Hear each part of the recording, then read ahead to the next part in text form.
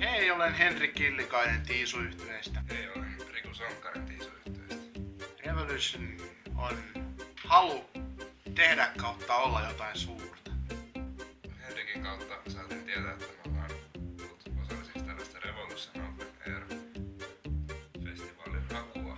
Eiks mä edes kysynyt teiltä mitään? Mut kyllä sä silleen nopeasti ilmoitit vaan asiasta ja sit me yhtäkkiä me päädyttiin soittamaan Luuseen ja sit siellä oli paljon muitakin bändejä ja sitten Aleksei sanoi meidän nimeä ja sit me oltiinkin yhtäkkiä Venäjällä. Mutta siitä itse kilpailusta, eli Barlosessa, niin sieltä valikoitui 3 bändiä, jotka pääsi niinku Alekseen tapahtumiin tuonne Venäjälle kuitenkin. Että meidän kanssamme tuohon reissuun lähti muun muassa Juha-Pekka Tapani Heikkinen. Oliko se oikein? Juhalle terveys. Me hypättiin junasta pois ja sitten siellä odotti pakettiauto. Hypättiin siihen kyytiin.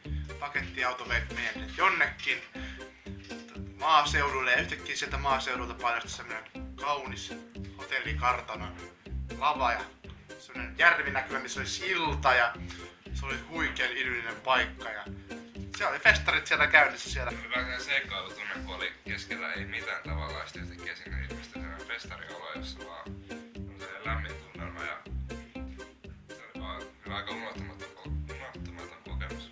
Joo, se oli tosi vieraanvaraisia ja heti kun mentiin paikan päälle, niin ohjattiin meidät sinne. Siellä oli oma semmonen majatalo, missä oltiin ja sit syötiin ja olikin keikka jo ja se meni hassusti, mulla oli jalka rikki, niin vaan kävelysauvoilla siellä pomppisin. Ja sitten keikan jälkeen niin tietenkin oli hyvät jatkot, hyvää tyyliin ja sitten seuraavana päivänä sieltä tuli sitten 2 tyyppiä, jotka niinku halusi esitellä meille Pietaria. Että älyttömän vieraanvaraista meininkiä. Siitä kiitokset. Se on harmi, että jotenkin Venäjästä on Suomessa semmoinen kuva, että asiat on mutkikkaita ja vaikeita.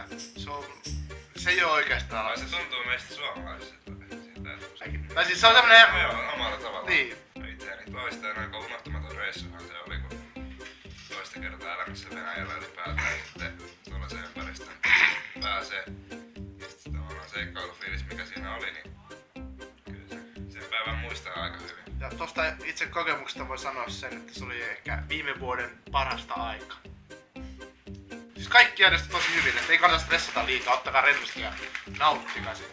Antti muuten itse asiassa oli... Ei, se on muuten Mikko. Mä oon Mikko, en oo. Okei, vääräkään. Joo, rennosti vaan. Ei mitään hätää.